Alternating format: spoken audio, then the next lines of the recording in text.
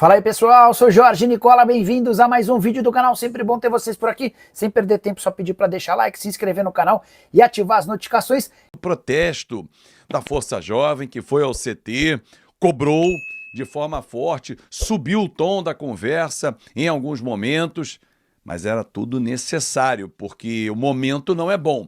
Mas tem muita coisa boa vindo por aí.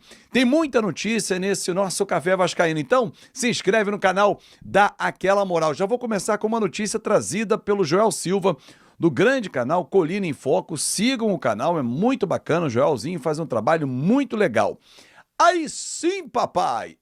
Balbuena, zagueiro que o Vasco tentou no início do ano, a pedido até do técnico Fábio Carille, que tinha trabalhado com ele no Corinthians, estava na Rússia, está livre no mercado. Esse sim é um xerifão. Zagueiro paraguaio, convocado para a seleção, capitão. Esse é para botar ordem na casa e a defesa é o que mais precisa.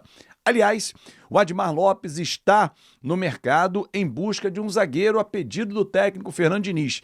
E olha, se acertar a parte salarial será golaço. O Balbuena, imagina o Balbuena com o garoto, com o Luiz Gustavo. Porra, esquece. A dupla vai ser de força e técnica. Enfim, e aí o Vasco vai ao mercado buscar o zagueiro, e o Balbuena é o nome da vez, e mais um atacante. 3 setores o Vasco buscou nessa janela. Zaga, meio, já veio o Thiago Mendes, que foi apresentado ontem, vestiu a camisa 23, e agora o ataque também. Então, Balbuena será um golaço. O Barros está voltando ao Vasco. O Barros, que é destaque na equipe do América Mineiro, não fazia sentido nenhum. O Cruzeiro, que é líder do Campeonato Brasileiro, fez 2 propostas para comprar o garoto. O Vasco não aceitou, o Vasco deixá-lo emprestado. Vai pagar a multa ao América Mineiro e vai trazer de volta o Cauã Barros. O Rayan. Rayan vai ter o contrato renovado de novo. Pô, mas como assim, Azevedo? Ele teve o contrato renovado agora. Sim, ele está valorizado no mercado e o Vasco quer buscar mais valorização para ele. Para isso, precisa refazer o contrato ou reformar o contrato. Um novo vínculo com um prazo maior, com valores maiores de salário e multa, serão propostos ao atacante Rayan, que tem se destacado com o técnico Fernando Diniz. E o Vasco está muito confiante que conseguirá essa renovação de contrato antecipada. Fim da rodada e o Vasco está na 15ª posição. Pega o Grêmio amanhã, que vem também desesperado, fez péssima atuação lá em Lima pela Copa Sul-Americana, perdeu de 2-0 e é o nosso adversário amanhã em São Januário. Alguns jogadores que terminam contrato no final desse ano devem ser dispensados agora. Paulinho, Jair, Puma, Jean Davi. Paulinho, Puma e Jair. Esses 3 terminam no fim do ano. Todos os representantes já foram chamados para conversar. Puma deve ser liberado, mediante até uma compensação. Vai estar tentando uma negociação para recuperar alguma coisa, mas se perder os 2 milhões de dólares, segundo a diretoria do Vasco, já está no pacote. É melhor do que ficar com ele em casa, porque está ocupando espaço. Mesmo que o Paulo Ricardo tenha sido emprestado ao Volta Redonda, mas o Puma, não vai ficar para a próxima temporada. O Paulinho está sendo chamado para conversar, a tendência é que também não fique, porque está com a minutagem muito baixa, não está rendendo pós-cirurgia, e o Jair tem um salário muito alto. Então são 3 jogadores que o Vasco pode encerrar o vínculo antes do fim do ano, e com isso desonerar a folha salarial. Bom, vamos voltar a falar do time, né? Porque Jean Davi recebeu proposta, o Vasco gostou da proposta, mas o atleta financeiramente não topou, por isso não deixa o Vasco da Gama. Mas é um jogador que o Vasco está tentando negociar, ele e o Lloyd Augusto, 2 jogadores que não deram certo, 2 contratações que não vingaram. Eles têm contrato longos, mas o Vasco está tentando uma negociação e aí conseguir reaver ou recuperar uma parte do que foi investido pelos 2 atletas. Bom, uma última notícia antes de entrar no tema principal do nosso vídeo, que foi ontem a conversa da Força Jovem, dos integrantes da Força Jovem, com o elenco do Vasco, com o presidente, com a diretoria toda. O Dantesco, um abraço ao Dantesco, trouxe a informação, ratificou a informação que o Felipe Carregal, vice-presidente jurídico, falou no nosso podcast, tem mais ou menos umas 3 semanas que ele teve com a gente, ou 4, ele falou, olha, perguntei sobre a Câmara de Arbitragem da Fundação Getúlio Vargas, se a 777 continuaria embarreirando, porque 3 árbitros indicados pelo Vasco foram contestados, e ele falou, não, agora tem uma quarta indicação, essa quarta indicação vai passar tranquilamente. Vamos juntos? Porque esse vídeo eu acho que ele é muito importante para entender o cenário como um todo. O presidente Pedrinho assumiu em maio de 2024 a SAF. Ao retirar a 777 por inúmeros problemas e de forma corretíssima, nós vimos com o passar do tempo, isso é uma discussão que eu acho que não entra mais, só que ele se viu sem dinheiro. Ah, mas a 777 não aportaria dinheiro. Ok, concordo, tendo em vista todas as provas apresentadas pelo Vasco. Mas a pergunta que eu faço é a seguinte: o Vasco, ao assumir a cadeira principal, buscou recursos? Teve valores para ir ao mercado com qualidade para buscar reforços? São 13 jogadores ao todo nas 3 janelas. Eu vou começar pelo que deu certo. Deu certo.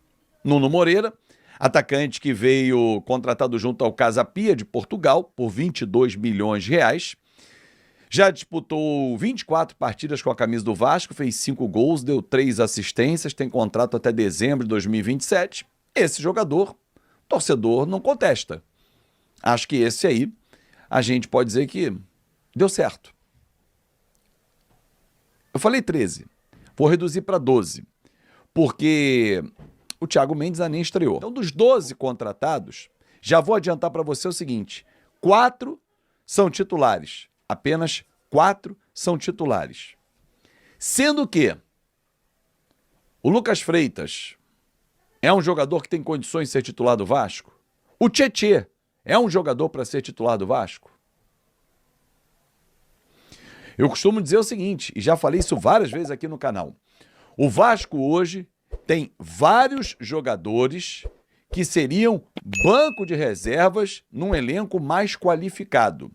Mas hoje são titulares porque os reservas são piores que os titulares. Logo, eles garantem a vaga. Felipe Coutinho, quando ele chegou no ano passado, e aí o presidente Pedrinho tinha que fazer esse movimento mesmo, só errado foi aceitar o pacote Souza e Alex Teixeira. Souza, então, foi uma piada com a camisa do Vasco.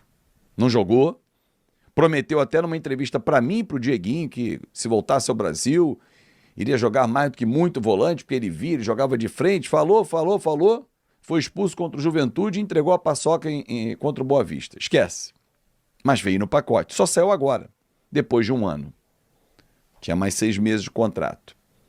O Alex Teixeira, que está lá, 18 jogos, nesse ano, 0 gol, 0 assistência. 34 anos. Um jogador que tecnicamente não consegue mais e fisicamente entregar o que a gente espera. Também veio como contratação. Ah, mas o Vasco não pagou nada. Paga. O salário, não sei se tem luva, mas vão contar só o salário.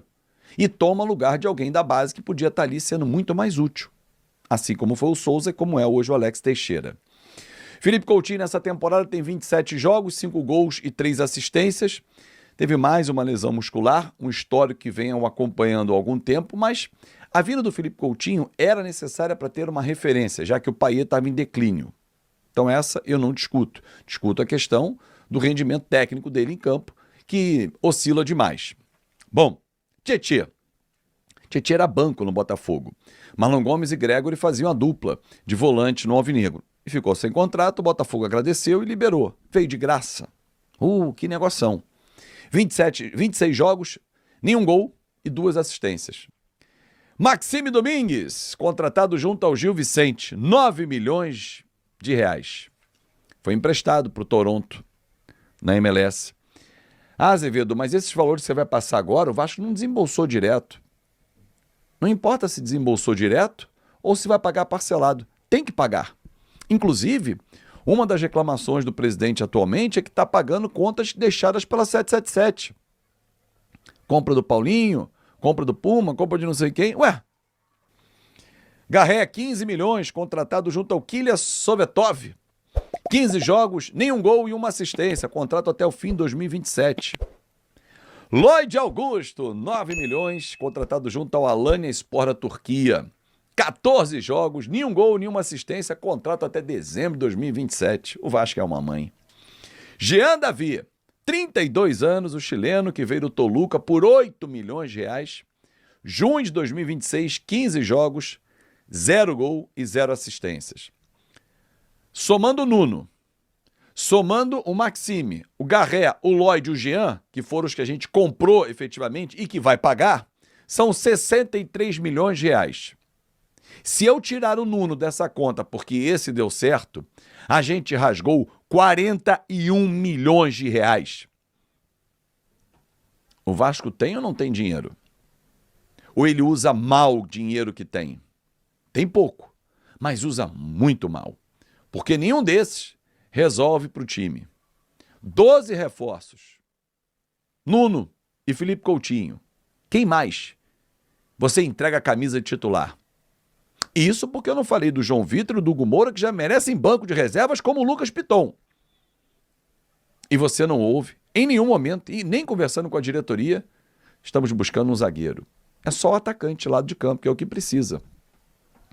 Parabéns. Parabéns.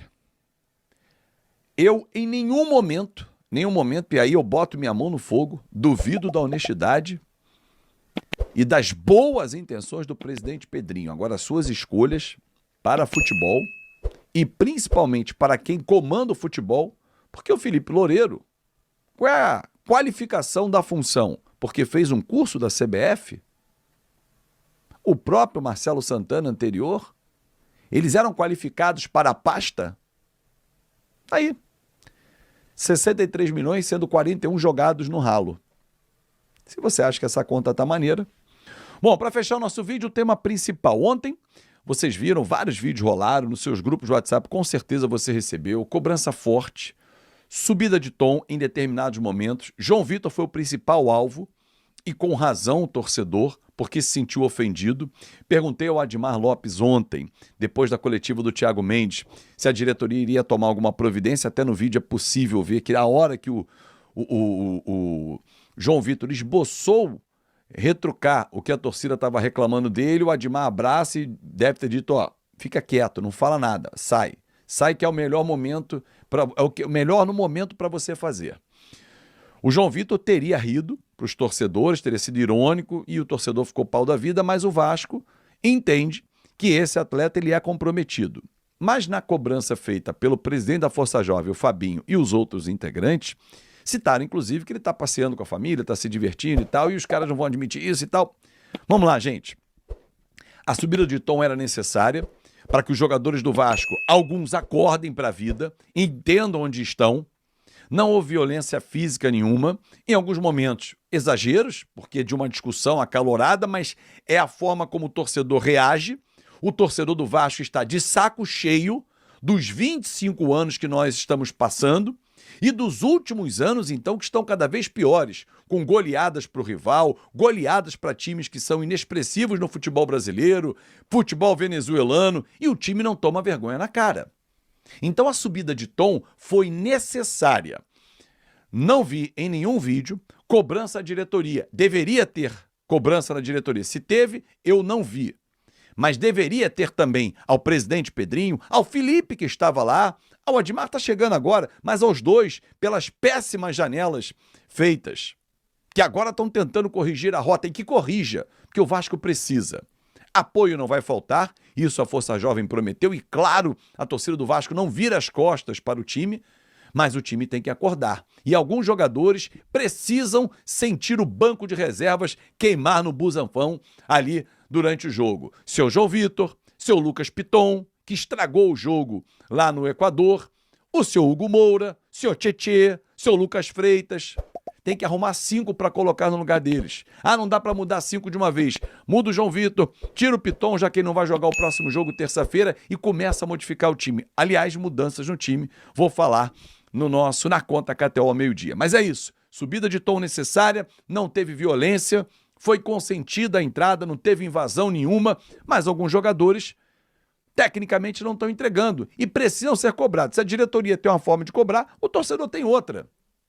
E aí pessoal, beleza? Não se esqueçam de se inscrever no canal, deixar o seu like e ativar o sininho das notificações. Um forte abraço e até o próximo vídeo.